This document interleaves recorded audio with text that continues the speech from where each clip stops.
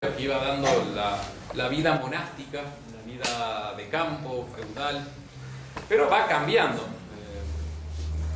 La iglesia tiene cierto nivel de adaptación necesaria por los tiempos y se forma una corriente de llevar la vida espiritual que va a ser denominada a posteriori como devotio moderna, que nace especialmente en los Países Bajos, es decir, sería de Francia a la derecha, norte, de Holanda actual creo que es, antiguas posiciones españolas.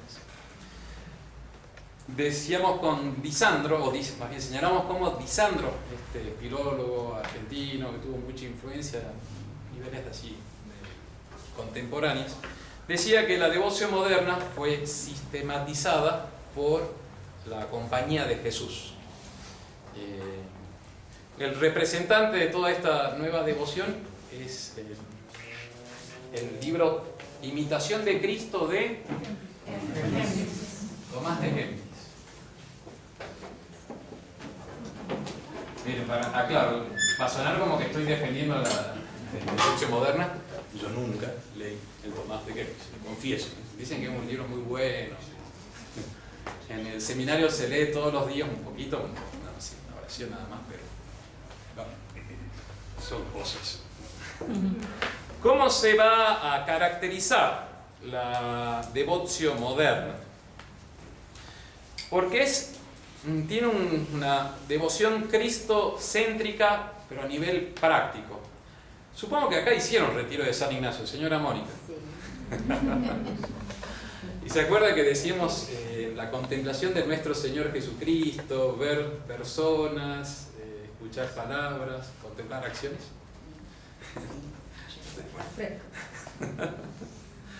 Y la segunda, tercera y cuarta semana del retiro de San Ignacio es todo cristocéntrico, es siempre nuestro Señor Jesucristo.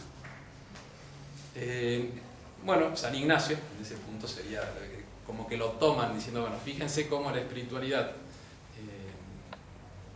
moderna es cristocéntrica, pero a nivel práctico, o sea, nuestro Señor contemplado con los ojos, viendo sus acciones, escuchando sus palabras. ¿Está bien o está mal eso, Paula? Está bien. Sí, está bien. Sí. También otra nota que dan de la devoción moderna, que tiene una oración metódica. Retiro de San Ignacio, ¿se acuerdan? Preámbulo, oración preparatoria, composición de lugar, gracia a pedir, ¿se acuerdan? 3 puntos, inteligencia, voluntad y memoria. Re metódico. ¿Está bien o está mal? No le digo nada. Está bien, si lo dices San Ignacio, estamos hablando de la devoción moderna, pero estamos diciendo también cómo los teólogos modernos critican la espiritualidad preconciliar, se apoyan en esa devoción moderna y critican a todo como era antes del concilio. Por ejemplo, una tendencia al moralismo. ¿Qué significa tendencia al moralismo? De como querer insistir mucho en los preceptos, en la ley, en que hay que cumplir esto y que hay que hacer esto, si no es pecado, pecado, pecado. De hecho, actualmente, en la prédica moderna, no queda nada, hasta el adulterio ya más o menos queda justificado, pero literal, ¿no? Y también el tema de los que patean en contra. También está siendo justificado, creo que la próxima semana, no sé, en Alemania, algo así. Va por esa crítica a ser demasiado moralista antiguamente. En el año 2012 fue, el Papa Benedicto pidió a todas las universidades católicas que diesen simposios sobre el Concilio Vaticano II. Entonces íbamos con mis compañeros hasta la Universidad Pontificia, sur de la Ciudad de México, zona bien Pipi Lines, o sea, bonita, cheta. Y es inmensa la Ciudad de México, 1 hora y media para llegar. Y la última charla eran 4 bloques, eran así, de 20 minutos, 4 expositores distintos, que uno detrás de otro, era increíble, estaba muy bien pensada. Y me acuerdo que comenzó un monje predicando al lado izquierdo nuestro, del auditorio, de pie. Después pasó el otro que estaba sentado, más en el medio, con la computadora al frente y hablando. Eran distintas así como temáticas y dinámicas. El tercer orador era uno que tenía PowerPoint, y el cuarto orador era un cura viejito, grande ya, bastante grande, en español, que le tocaba el tema de la moral antes del concilio. Y empezó leyendo. Y eran como a la 1 de la tarde, ya llevamos como, no sé, 5 horas de exposiciones. Cuando empieza a leer, yo dije, esto va a ser un clavo, un plomo. Pero este viejito expuso de una manera magistral. Malísimo, cierro el mano. La exposición estaba, ahora lo que voy a decir, se burlaba de la moral anterior al concilio. Pero estaba muy bien pensada la redacción, tenía muchos aleros. Era español, entonces.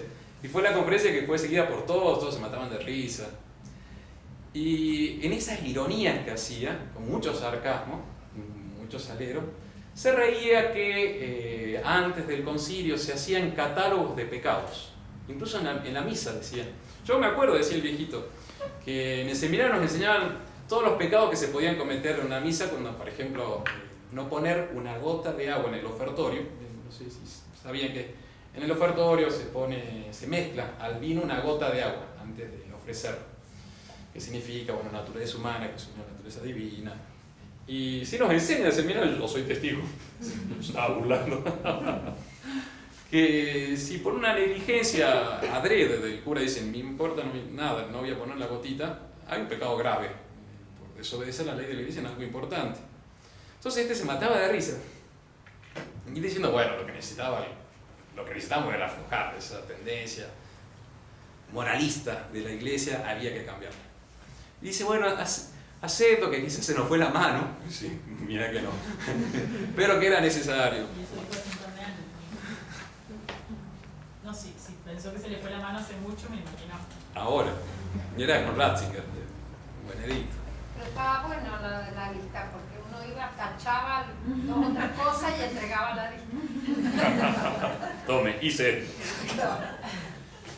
También se criticaba a todo lo anterior por un carácter afectivo, como muy así sensiblero, y una tendencia anti-especulativa.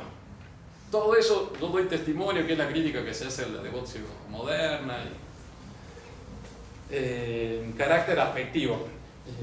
Y de hecho la deformación total de todo esto sería con el modernismo ya, que ahora es todo, lo siento, que amo a Dios. Ya queda todo muy reducido a los sentimientos. Y bueno, eso vendría. De hecho, San Ignacio dice, bueno, hará el coloquio diciendo que ama a nuestro Señor y todas esas cosas. Bueno, hay algo de todo esto, o sea, no es desatinada, no digo la crítica, por lo menos la caracterización. Y todo eso se reducía a una interioridad y subjetivismo de la devoción, muy reducido a lo interno, y que también se acentuaba el apartamiento del mundo y el ascetismo. Apartamiento del mundo sería como no querer involucrarse en el mundo, porque el mundo es mundano y te puede llevar a cosas malas. Bueno, se dicen los 3 enemigos del alma son el demonio, la carne y el mundo. Entonces va por ahí.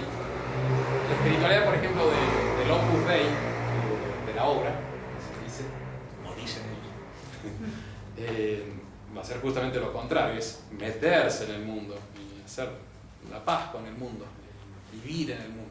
Va por ahí, todas estas cositas. Es como intentar entender cómo está funcionando la iglesia actualmente, nuestra santa iglesia. Una única iglesia de Cristo, una romana. Entonces, la verdad que estoy descaracterizando un poco medio crítico, pero es lo que pasa, es lo que estamos viendo. Por eso tampoco ahora se hacen prácticas de devoción así, de mortificación. Salvo el Opus Dei, una cosa rara. El Opus Dei tiene lo que se llama el minuto heroico. Pero es un minuto, ¿no? ¿Cómo? No, pero es durísimo, ¿eh? Suena el despertador, hay que saltar de la cama y ponerse de rodillas en cruz, las manos, y rezar el acto de ofrecimiento.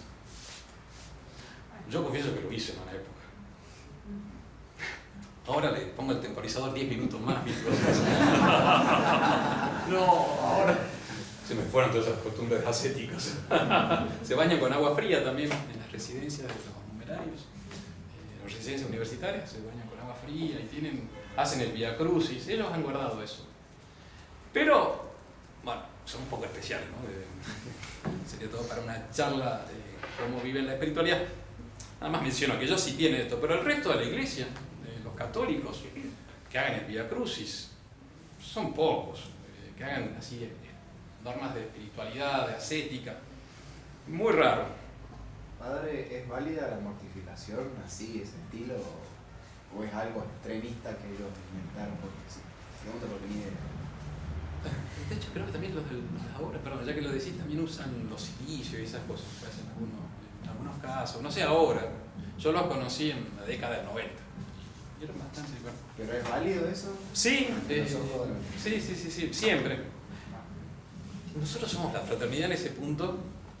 Es que a ellos les va re bien, padre.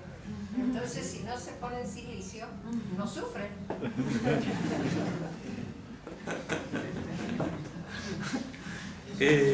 Sí, es válido y es bueno. Vamos a ver eso al final, ahora, cuando hagamos la conclusión de qué espiritualidad asumir, tomar, la de los jesuitas del siglo XVI. Rodríguez, ¿alguien leyó el Tratado de las Virtudes Cristianas? Nunca lo leí, qué vergüenza. ¿Alguien lo leyó el Tratado de la Ascesis y Virtudes Cristianas de un jesuita del siglo XVI? Alonso Rodríguez. Alonso Rodríguez. No leí, pero sé que era el santo. Es durísimo, es santo, para cómo sí. Fue el primer viudo que se hizo sacerdote jesuita. Que era viudo y después claro, se le perdió la familia. Y como vos dijiste, tiene causa ya, o está canonizado ya sí, modernamente, sí. Pero sí parece una persona muy santa. Sí. Eso lo leían en el seminario también. Algunos, pero otros no. Bueno, ¿qué espiritualidad tomar? ¿A la de la ascesis o no? Bueno, eso lo vamos a ver. Pío XII que dice, miren, insistiendo tanto en el valor de la liturgia y de los actos sacramentales de la misa y de todo lo que son culto divino, el movimiento litúrgico no lo dice, pero habla de esos otros autores, desprecian los actos de piedad, los ejercicios de piedad personal, y van a hacer un falso antagonismo entre piedad litúrgica objetiva y piedad subjetiva reducida a esa propia interioridad. Y nunca menciona devoción moderna Pío XII, pero los elementos que da se descubren esto de la descripción que da Villoslada, como también Pío XII dice, atención, no se puede hacer una crítica de todas estas cosas porque la Iglesia lo ha aceptado, incluso lo mata, como el examen de conciencia, que es también una cosa muy antigua de espiritualidad preconciliar, y que ahora no hay examen de conciencia. Chistoso, yo hablo de esto, pero no estoy... O sea, lo del examen de conciencia no es tan fácil hacerlo todos los días y es bastante exigente. De hecho, si andan pensando en eso, pregúntanos primero, porque hay toda una sabiduría en todo esto. Entonces Pío XII dice, miren, parten de buenos principios en el valor de la liturgia, pero llegan a conclusiones que no son correctas, las orientan a una tendencia que no es buena. Y yo no estoy de acuerdo, lo dice el Papa con toda su autoridad magisterial. Dice, bueno, afirma que sí, que tiene todo su valor objetivo la liturgia, y está buenísimo eso también saber. Creo que les dije la vez pasada, gracias a Dios el que celebra la misa no es el sacerdote, el padre de tal o no tal, es Cristo nuestro Señor. Yo les decía que el principal que se siente consolado, por eso somos nosotros. Gracias a Dios no somos nosotros, es Cristo nuestro Señor que celebra la misa. Entonces, son cosas muy objetivas, no dependen de la santidad del sacerdote, si no estarían fritos ustedes. Gracias a Dios no depende de nosotros. Hay un valor objetivo y un consuelo inmenso para todos nosotros. Pero, dice Pío XII, Esos actos que son de Cristo muy objetivos, para que logren la debida eficacia, requieren las disposiciones correspondientes de nuestra alma. O sea, tiene que haber un ejercicio interior de hacer esfuerzo. Por eso, a propósito de la Eucaristía, amonesta San Pablo: examínese a sí mismo cada uno y de esta suerte coma de este pan y beba de este cáliz. De ahí que todo lo que lleva a enderezar el alma a Dios, bueno, va a probarse Pío XII. ¿Qué va a decir? La penitencia, el desprecio del mundo, la meditación, el examen de conciencia.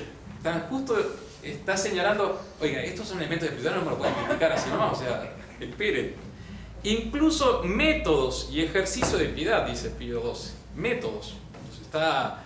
No dice San Ignacio, pero está diciendo, hay métodos que son buenos y no se debe criticar. Le está parando a la devoción moderna, le está diciendo stop. Fíjense cómo Roberto de Mattei también describe la crítica que se hace a la espiritualidad anterior. Los reformadores tendían a eliminar la diferencia sustancial entre el sacerdocio de los presbíteros y el sacerdocio común. Lo vamos a ver. Atribuían a la comunidad de los fieles una verdadera y propia naturaleza sacerdotal. Lo vamos a ver. Lo vamos a ver. Con la exclusión de, también sostenían la exclusión de cualquier otra forma legítima de asistencia al sacrificio, como la meditación, el rosario. Los modernistas lo rechazaban eso, ¿para qué? O sea, rechazaban que Alicia rece el rosario. Así que no está tan desacertado usted. Una de cada. O rezarse en otras oraciones privadas. También actualmente las novenas. Eso ha quedado para un grupo reducido. Los que rezan novenas, los que hacen ejercicio de piedad en las iglesias, las parroquias, es raro eso. Que son viejitas que han recibido de sus abuelos. Viene así, más bien por el lado familiar, más que del lado. Eso es ofensivo. Pero no deja de ser cierto. Abuelito usted, ¿no? No, sí, pero no esas viejitas. Pues sin querer queriendo. Consideraban la comunión extra misam, las visitas al Santísimo Sacramento, la adoración perpetua como formas extras litúrgicas de piedad. Manifestaban esa consideración, o sea, como a distancia, de las devociones al Sagrado Corazón, a la Virgen y a los santos, y en general por la espiritualidad y por la moral tradicional. Va por ahí. Bueno, entonces, después de decir, atención con una crítica desmesurada, Pío XII termina diciendo: no puede existir antagonismo alguno entre la acción divina de la gracia y la colaboración efectiva del hombre. O sea, gracia y libertad. Tienen que estar las dos, o sea, no se paren diciendo solo misa y nada de mortificación, por decir así. No, tienen que ser las dos cosas. No existe ningún antagonismo entre ética y contemplación, entre moralismo, si quiere, y la contemplación. Todos estos términos están elegidos por algo en la encíclica. O sea, estás bajando línea a la crítica que se está haciendo a la espiritualidad tradicional. Entre la eficacia del rito de los sacramentos, ex opere operato, y los méritos del que él administra o los recibe, el ex opere operantis. Entre las oraciones privadas y las plegarias oficiales, entre la vida ascética y la vida litúrgica, entre la jurisdicción y el magisterio y la potestad propiamente sacerdotal. Bueno, concluimos este punto.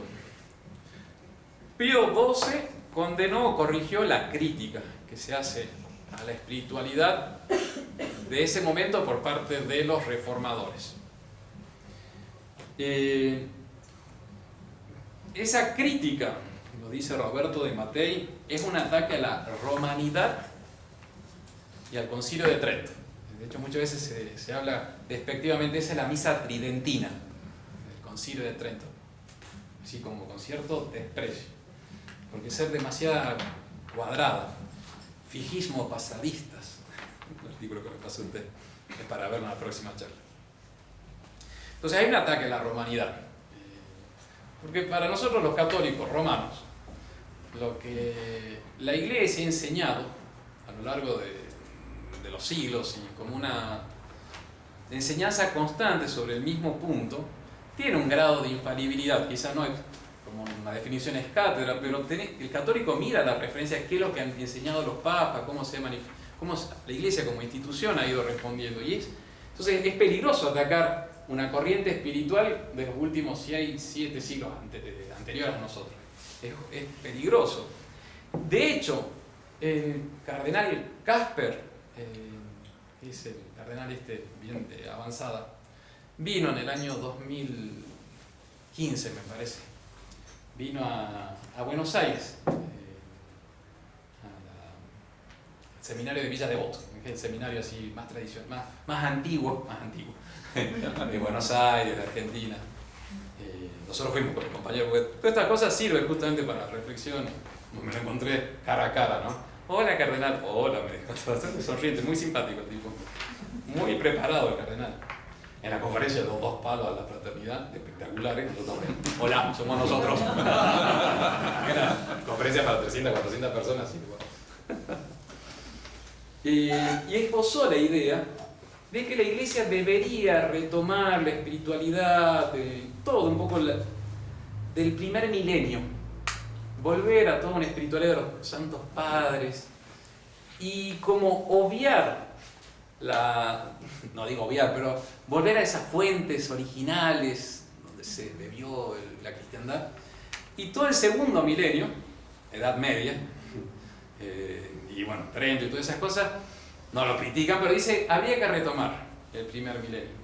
El Papa Francisco también lo dijo en una entrevista, siendo ya Papa, en una revista italiana, sí, 2016, me parece, sí, después de que fue a Lyon, para festejar los 500 años de Lutero, una entrevista que dijo justamente que sería conveniente que la Iglesia se orientase más a retomar de esa fuente de los primeros siglos, de los santos padres. Y ¿qué está de por medio? Le están diciendo, bueno, Trento y la romanidad, todas esas cosas se pusieron demasiadas cuadradas, por decir así. Y fue chistoso porque estos que buscaron, decían, bueno, en el movimiento litúrgico, deberíamos tener cuidado a la devoción moderna que terminó en todo lo que es el modernismo, terminaron celebrando la misa nueva. ¿Qué es? No, o sea, no hay comparación. Estás buscando todo, pero mirá lo que estás haciendo. De hecho, también, después del concilio, se dice que había una tendencia de algunos teólogos de querer hacer una reforma de la misa. Entonces, bueno, se hizo una reforma con Pablo VI en 1969, pero se debía buscar un equilibrio que se había ido como demasiado y volver a una misa tradicional pero acomodada con algunos elementos más medievales. Y que se trabajó para esa reforma de la reforma.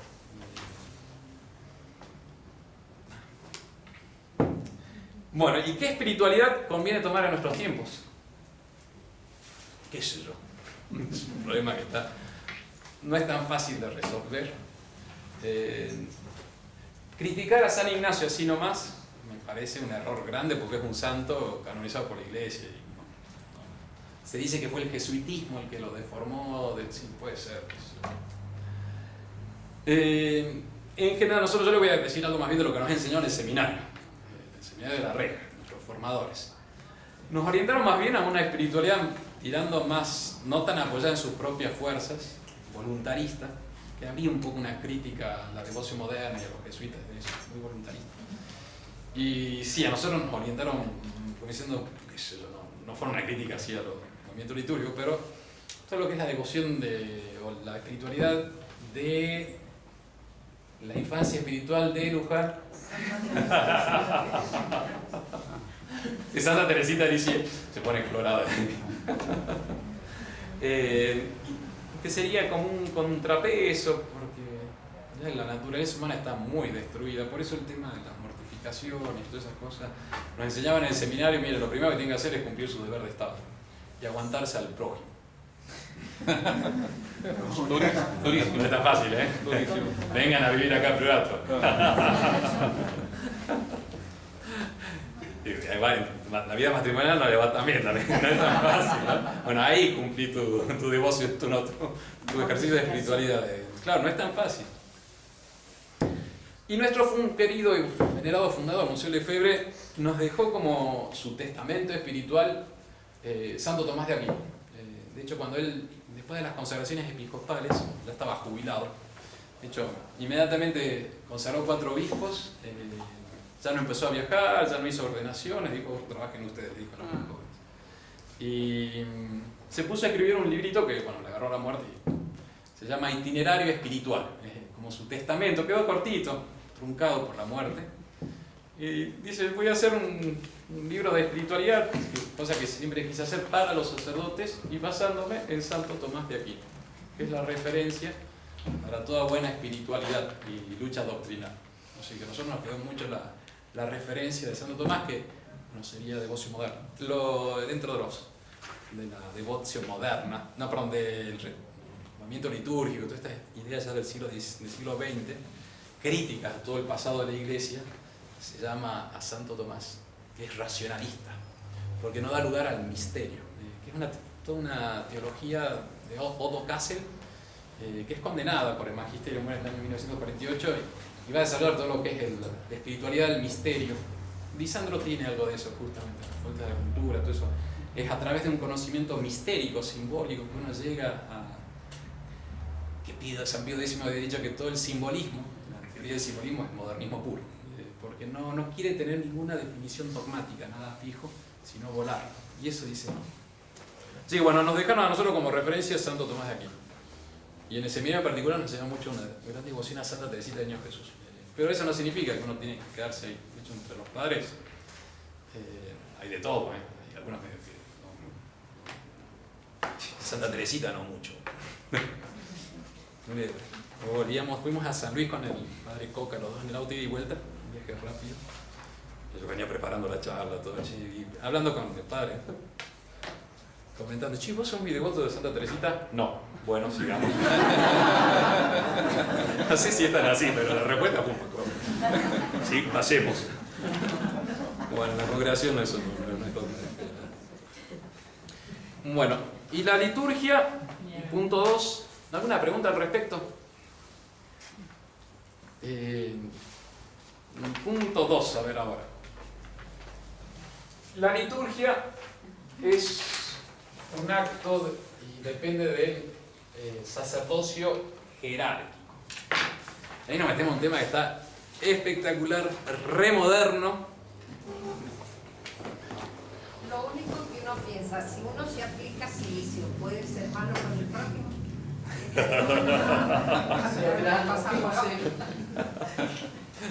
Buen razonamiento.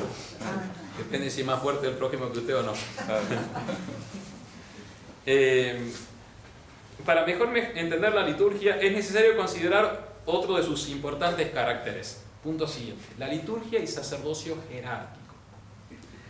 La Iglesia es una sociedad. Estoy leyendo Pío XII directo. Y por eso exige una autoridad y jerarquía propias. Uno dice, sí, y esta frase tiene un bagaje, unas discusiones muy fuertes anteriores. ¿La Iglesia es sociedad o no? Sí. Sí, pero el modernismo va a decir el concepto de sociedad es demasiado jerárquico y lo van a cambiar. Efectivamente y la Iglesia los papas anteriores al Concilio Vaticano II insistieron, la Iglesia es una sociedad, es la buena doctrina. Por eso que lo resumo así en estas pequeñas líneas, es muy fuerte y ahí uno va viendo que es la voz de nuestro Señor. Ustedes saben que el magisterio romano es la voz de Cristo, la voz de los papas. Estamos en una situación extraordinaria, hay que explicar toda la situación actual, pero la actitud católica, es decir, la voz de los papas es la voz de Cristo, o sea, es la revelación. Y es espectacular, eso también es lo que da mucha fuerza a la congregación, a la fraternidad en este momento, a la tradición. Incluso está diciendo, sí, muy bonito, pero en estos puntos no voy a cambiar.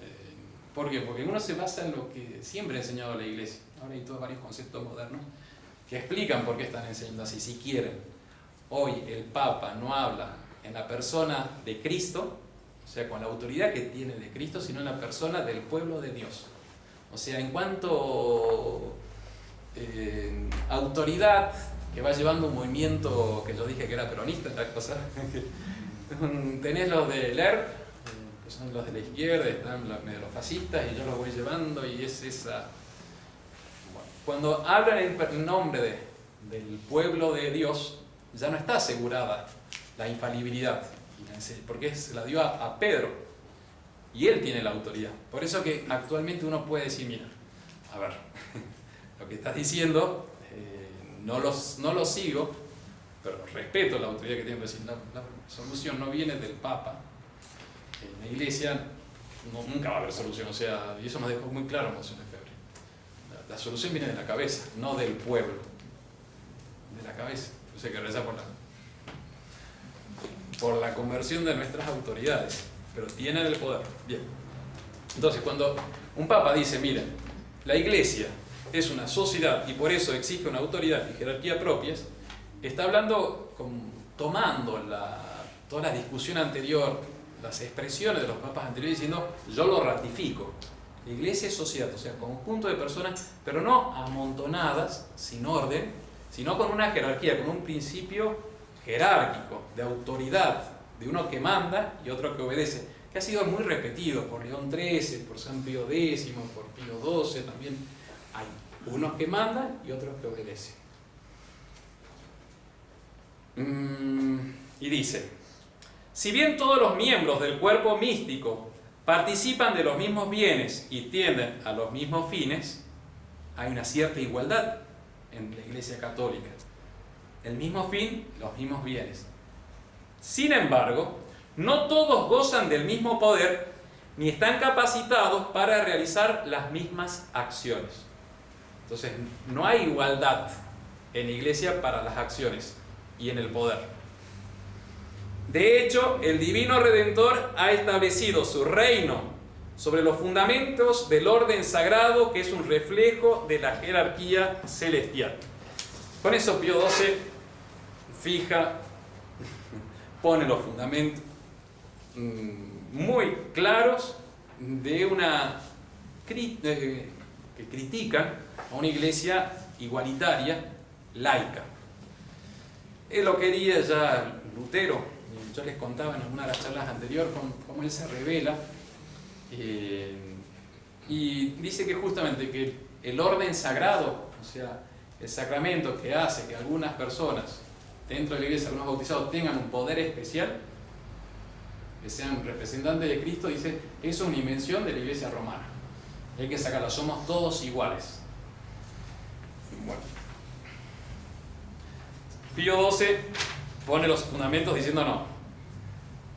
La iglesia es jerárquica y es sacerdotal y está basada en personas que tienen autoridad.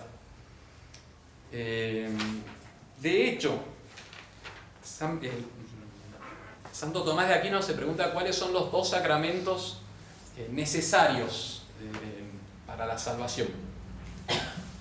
Y hay un sacramento necesario para la salvación del orden individual y un sacramento necesario para la sociedad de la iglesia.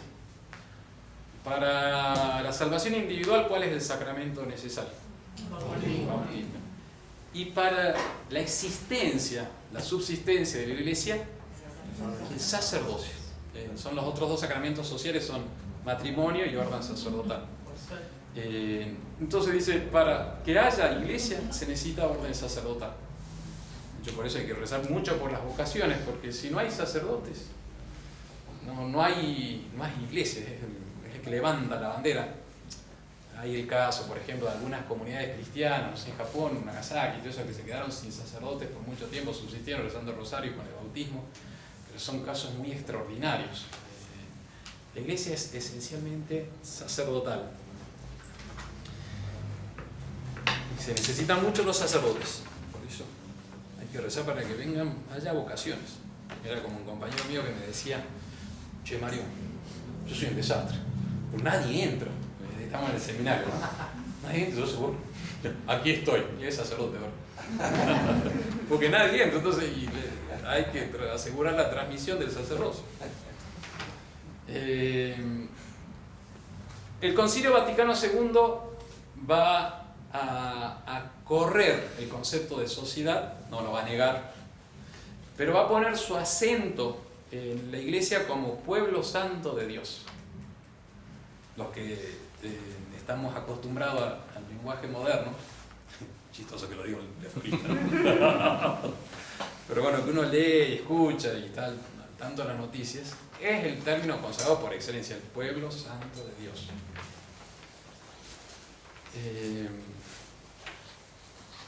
No sé si les conté, pero hace unos años me tocó dar un retiro en una diócesis. El obispo diocesano nos dijo: vengan los padres de la fraternidad a dar un retiro a los curas de la diócesis. Imagínense, realmente era medio situación rarísima. Bueno, entonces es un contacto que uno tiene y va viendo cómo están pensando ellos. Entonces ahora todo es pueblo santo de Dios. Fue hecho a propósito la expresión para restarle fuerza y actualidad a la expresión sociedad, que es demasiado jerárquica. Entonces ahora somos pueblo, y eso da una sensación de cierta igualdad. El sacerdote periodista Wilhelm, en el Rin desemboca en el Tíber, periodista que siguió todas las discusiones, reuniéndose con obispos y escuchando aquí y allá y viendo las noticias, señala cómo los obispos americanos pedían por favor que se defina la igualdad de todos los hombres. Es un principio bien de la Revolución Francesa, ¿no? Igualdad. Todos somos iguales. Es un término muy moderno, es el concepto de ahora de la sociedad. Todos somos iguales. No se puede decir que hay así como estamentos, es una mala palabra. Bueno, eso se aplicó en la Iglesia también, en el Concilio Vaticano II.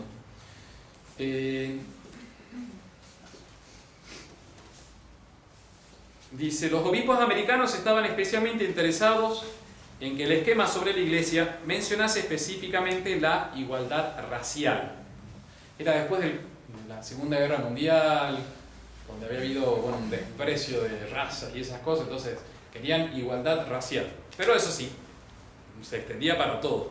De hecho, pedimos, dijo un grupo de 147 obispos de Estados Unidos durante el Concilio Vaticano II, pedimos que se incluya en el capítulo sobre el pueblo de Dios una declaración dogmática solemne sobre la igualdad de todos los hombres, sin distinción de nación o de raza. Su propuesta fue recibida con aplausos e incorporada al texto final. Entonces, la nueva iglesia es igualitaria. La iglesia concilia lo que se está viendo. Se introdujo eso con, qué sé yo, entre el Papa y los obispos están primus inter pares. El Papa sería uno igual, pero que es el primero. Con el concepto de colegialidad, es decir, todos los obispos son un cuerpo que tiene la suprema potestad junto al romano pontífice, es el número 22 del Lumen Gentium, siempre que esté con Pedro y bajo Pedro, pero es un órgano de poder. O sea, todos los obispos, antes que decía la doctrina tradicional, el que tiene el poder es Pedro, el Papa. Y el Papa comunica su poder al colegio, cuando no decían colegio de los obispos, al cuerpo episcopal. Y es en la medida que él lo da. Pero entonces era Pedro y abajo los obispos. El concepto moderno es el Papa y el colegio de los obispos. Siempre y cuando que esté con Pedro y bajo Pedro. Lo van a afirmar, pero es la manera de decir, pero son dos órganos de poder a la par. De hecho, la expresión del número 22 del Lumen Gentium lo pone a la par. Eso va a pasar en cada diócesis, donde el obispo va a tener que mandar junto al consejo presbiteral. Lo cual está bien, tener órganos de consulta es fundamental. Para tener una institución hay que llevarla así, consultando, pero la autoridad la tiene el obispo. Y en las parroquias, ¿qué se va a implantar? Las comunidades de base, creo que se llaman. Es decir, los laicos que están ayudando al sacerdote y que se meten en la administración y gobierno de la misma parroquia. Se hace una iglesia democrática, igualitaria, en ese concepto nuevo de la pueblo de Dios. Se incorpora en el documento conciliar, uno de los más importantes de todos, que se llama Lumen Gentium. Las primeras palabras del texto, Constitución dogmática sobre la Iglesia, Lumen Gentium, el número 10, donde habla del sacerdocio común. Todos ustedes son sacerdotes, un sacerdocio común. Y además existen los sacerdotes que tienen un sacerdocio ministerial, que somos nosotros. Pero todos nosotros somos, en la iglesia, es una iglesia sacerdote, que intercede entre el mundo y Dios nuestro Señor. Ahí el concepto todo el concepto de la obra de Opus Dei, que dice, bueno, uno se mete y santifica al mundo, estando en el mundo, correspondería a esa visión de sacerdocio. Yo me meto en el mundo para santificarlo, soy como un mediador, concepto muy sacerdotal. Entonces, en el número 10 dice, hay un sacerdocio común de todo bautizado. Todos somos sacerdotes, con un sacerdocio común. ¿Qué le parece, Marcela? ¿Es así o no? Sí, yo he ido a las reuniones del Opus Dei y no era tan así. Había bastante. Pero si eran un círculo, son todos iguales. No, había que estar en arriba para pasarla bien. Y un sacerdocio ministerial de los sacerdotes propiamente. Sería en el concepto tradicional. Este es el Concilio Vaticano II, documentos completos. Como verán, lo he leído. De hecho, a mí se me da bronca porque son pocos los que leen el Concilio Vaticano II. Y los papas que quieran hacer reformas citan el Concilio Vaticano II como su reforma, la base de cambio. Me decían los sacerdotes que ya no se lee el Concilio Vaticano II en los seminarios. Qué bronca, leerse todo esto para que nadie lo lea. Dice el número 10 sobre el sacerdocio común. Cristo Señor hizo a su pueblo un reino y sacerdote para Dios. Los bautizados son considerados como casa espiritual y sacerdocio santo. El sacerdocio común de los fieles y el sacerdocio ministerial o jerárquico, aunque su diferencia es esencial, no solo gradual. Esa fue una introducción que hicieron los conservadores para que no quedase ya herético. Entonces, hay una diferencia, no es lo mismo. Sin embargo, se ordena el uno para el otro, porque ambos participan del modo suyo propio del único sacerdocio de Cristo. Bueno, y sigue. Ese concepto está muy metido en la iglesia nueva. Todos somos sacerdotes. Pero son re jerárquicos en el Opus Dei. Yo cuando era chica y fui invitada varias veces, había una jerarquía tremenda. Sí. Para llegar a que te hablara un sacerdote, qué sé yo, tenías que tener mucha plata. Sí, perdón, padre, le hago una pregunta. ¿Esos términos, sacerdocio común y sacerdocio ministerial, aparecen con el Vaticano II o tenían cierta tradición? Es cierto que la iglesia es un pueblo sacerdotal, es San Pedro que lo dice, pero hay dos maneras de utilizar sacerdote. O sea, la iglesia afirmó que los laicos, ustedes, al recibir el bautismo, reciben la capacidad de participar del culto que hace nuestro Señor Jesucristo, su Padre Eterno. En ese sentido, ustedes se incorporan al culto de nuestro Señor. Y en ese sentido, se incorporan a sus actos de sacerdocio. Pero la Iglesia insistía justamente que los que tienen la capacidad activa de realizar los actos de adoración a través de los sacramentos de la Santa Misa es los sacerdotes, los que tienen el orden sagrado. Como siempre, se basan en cosas que siempre afirmó la Iglesia. O sea, pero realmente ustedes, por el carácter de bautismo, bautismal que tiene en su alma, se unen al culto de nuestro Señor. Es espectacular. Nuestro Señor usa su carácter como un instrumento para que a través de su alma Él adore a nuestro Señor. Con el Concilio Vaticano II, toda la Iglesia es sacerdote. En el cual hay un sacerdote que tiene sacerdocio ministerial, somos nosotros, estamos consagrados al servicio.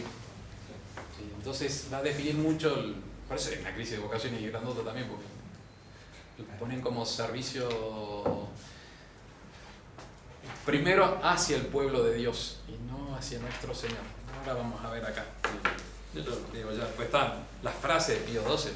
Son cortitas, pero son de una fuerza. Solo los apóstoles y a los que después de ellos han recibido de sus sucesores la imposición de manos, se ha conferido la potestad sacerdotal y en virtud de ella representan la persona de Jesucristo. Entonces, en la ordenación sacerdotal, el momento más solemne y por el cual se transmite el sacerdocio, es la imposición de las manos. No sé si han estado en una ordenación sacerdotal. Es el momento más solemne cuando el obispo pone sus manos sobre la cabeza del diácono, y los obispos que están presentes también lo harían, y después todos los sacerdotes. Y todos dan testimonio, después que todos los sacerdotes imponen sus manos, el que dio el poder es el obispo, que tiene la plenitud del sacerdocio. Los sacerdotes nada más es como certificamos que ha recibido la imposición de las manos, y por eso quedamos con las manos paradas, levantadas así, diciendo, soy testigo. Porque ese es el momento fundamental, es el momento más importante de un sacerdote, de cada uno de nosotros.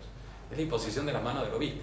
Con lo cual hay una continuidad con la imposición de manos que dieron los primeros apóstoles a sus sucesores. Es una línea continua, es apostólica la Iglesia. Los obispos los reciben su potestad baja para arriba de los primeros de los apóstoles. Entonces, ahí se recibe la potestad, el orden sagrado. Por lo cual, el sacerdote se convierte en representante de Dios al pueblo. Dice, primero representa a Jesucristo para el pueblo fiel, pueblo cristiano, y en segundo lugar es representante del pueblo cristiano hacia nuestro Señor. El sacerdote es mediador. Nosotros tenemos que rezar por ustedes. Y ustedes reciben de nosotros la gracia de nuestro Salvador. Actuamos en persona de Jesucristo. No somos representantes de ustedes elegidos por un voto popular. Y lo dice Pío XII. No, o sea, eso viene de una elección divina sobre el individuo, que es el momento de la ordenación fundamental. Y no es que el pueblo le da la autoridad al sacerdote. Es muy claro Pío XII. Este sacerdocio ni nace de la comunidad cristiana ni es delegación del pueblo. La autoridad la tiene el sacerdote por la ordenación sacerdotal. La autoridad, la potestad que se le ha conferido viene de Dios. El sacerdocio externo y visible de Jesucristo se transmite en la Iglesia no de manera universal, genérica e indeterminada, sino que es conferido a los individuos elegidos con la generación espiritual del orden, el cual confiere no solamente una gracia particular, sino también un carácter indeleble que asemeja a los sagrados ministros a Jesucristo sacerdote, haciéndolos aptos para ejecutar aquellos legítimos actos de religión con que se santifican los hombres y Dios es glorificado. ¿Qué pasa con la ordenación sacerdotal? Nuestro Señor imprime en el carácter del sacerdote, que es ordenado sacerdote, un carácter especial por el cual nuestro Señor lo va a utilizar como instrumento, así como ustedes, por el carácter del bautismo, se hacen aptos para que Jesucristo adore a su Padre. Así, a través del carácter sacerdotal, el sacerdote puede realizar esos actos a manera instrumental, por lo cual se santifican los hombres y se da gloria a Dios. Está espectacular, gracias a Dios. El primero beneficio de todo eso somos nosotros, pobres pecadores, que realmente tenemos sobre nuestras espaldas un poder inmenso sobre frágiles recipientes de barro. Y de hecho, como dice San Juan Crisóstomo, se lo comentaba el otro día, el sacerdote presta sus labios a nuestro Salvador y presta sus manos para que todo lo que santifica en sus manos sea santificado, lo que sea consagrado, como dice el ritual de la ordenación. Bueno, con todo eso, dice Pío XII, miren, la liturgia es ejercida por los sacerdotes y depende de la jerarquía sacerdotal. Voy a tener que terminar, pero ejemplos concretos es como se va entregando cada vez más el culto a los laicos. Son los laicos los que fueron introducidos para leer las lecturas en la misa.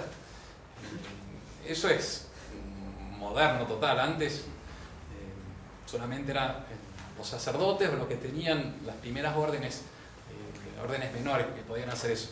Por ejemplo, nuestro amigo Gallego, Diego, seminarista, él no tiene todavía el orden de subdiaconado, pero en algunas misas hace subdiácono como reemplazo. ¿Pero qué decía la liturgia? Bueno, cuando canta la epístola, el sacerdote tiene que leerla porque él no tiene todavía el carácter, la potestad de leer la epístola. Había toda una graduación.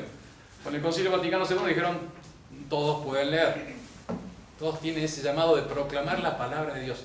Somos un pueblo sacerdotal, profético y real. Eso sí, es lo que dicen ellos. El laico predica también.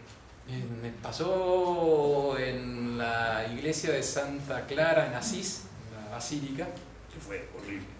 Yo iba todo piadoso a la parte de abajo donde están los restos de las reliquias de Santa Clara de Asís. Y justo llegué en la misa de un grupo de norteamericanos donde el cura estaba sentado y había una mujer predicando y que era re sentimental, pero era así toda en inglés, una cosa. Y el cura sentado. Por eso también va todo por el mismo sentido. Los laicos, cuando no hay sacerdotes, pueden realizar paraliturgias. No sé si conocen eso. Donde no hay sacerdote, pero está la hostia consagrada, está el copón. Entonces un laico celebra toda la primera parte que se llama liturgia de la palabra. Entonces lee las lecturas, hace todas las oraciones, hasta que llega el momento de lo que sería la liturgia de la Eucaristía, después hace como el acto de adoración, toda la comunidad cristiana, la hostia consagrada, y después saca y da la comunión. Son poderes sacerdotales que se lo están dando a los laicos, y hacia eso vamos. No sé, acá, gracias a Dios, me parece que acá en Mendoza hay mucho clero, comparado a otros países, regiones que no hay sacerdotes, y están avanzando cada vez más hacia eso. Toda la discusión de la Amazonia era por eso, justamente. Cuando no hay sacerdotes, hay que hacer algo. No, acá lo hacen aunque haya sacerdotes. De hecho, también muchas veces el sacerdote, me ha pasado de ver, también a ustedes seguro, que en el momento de la comunión, el sacerdote, que es el único que sabe tocar la guitarra, se pone a hacer los cantos, y son los laicos que distribuyen la Eucaristía. Y son los laicos que llevan la comunión a los enfermos. Y a veces con muy triste una vez, íbamos como seminaristas visitando una iglesia y llegó una señora que era la ministra de la Eucaristía. Se metió directo al altar, donde estaba el Santísimo. Nosotros estamos adorando, acá como manga de gil. Y llegó la señora con su bolsita de esas bolsas de mercado. No sé si siguen, ¿no? Las que estaban antes, esas que tenían así como. ¿Se acuerdan? Enrejadas. Somos de la misma época nosotros, sí. Llegó con esa bolsa, abrió el sagrario, tomó en el recipiente dorado nuestro Señor, lo puso en la bolsita y se fue a dar la comunión. El sacerdote ya no es todo, queda relegado, son los laicos. Es tremendo todo esto. Y esto ya termino con la noticia actual. El cardenal Ouellet, prefecto de la Congregación para los Obispos, convoca a un simposio sobre el sacerdocio en el que se abordará el celibato, la crisis vocacional y el papel de las mujeres. Ustedes acá no tienen futuro. Si se van a la parroquia andarían mejor. Entonces, ¿qué? Como no puede haber, o sea, faltan las vocaciones, el problema del celibato, por el cual no hay hombres consagrados, entonces hay que hacer un simposio que tendrá lugar en el Vaticano del 17 al 19 de febrero del 2022. Falta un año y medio, 2 años casi.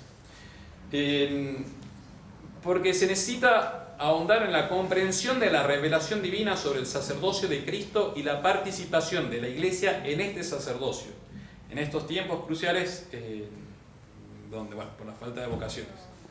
Entonces, durante los sínodos sobre la familia, sobre los jóvenes, sobre la Iglesia en la Amazonia, las cuestiones relativas al sacerdocio y la sinodalidad se plantearon en toda su magnitud, insistiendo en la realidad del bautismo, base de todas las vocaciones. Ahí está. Entonces, ¿qué van a hacer en el modernismo? Se van a apoyar que por el bautismo somos todos sacerdotes y a partir de ahí va a haber una nueva iglesia laical. Todo esto es tremendo, ¿eh? Si no baja nuestro Señor, interviene, no sé hacia dónde vamos, pero bueno, la iglesia es de Dios, que la solución es Dios. Le hago una pregunta. El problema surge de no recibir la comunión en la mano. ¿Qué pasa con estos laicos que llevan el cuerpo de Cristo y lo tocan y lo manejan como... Es grave. Sí.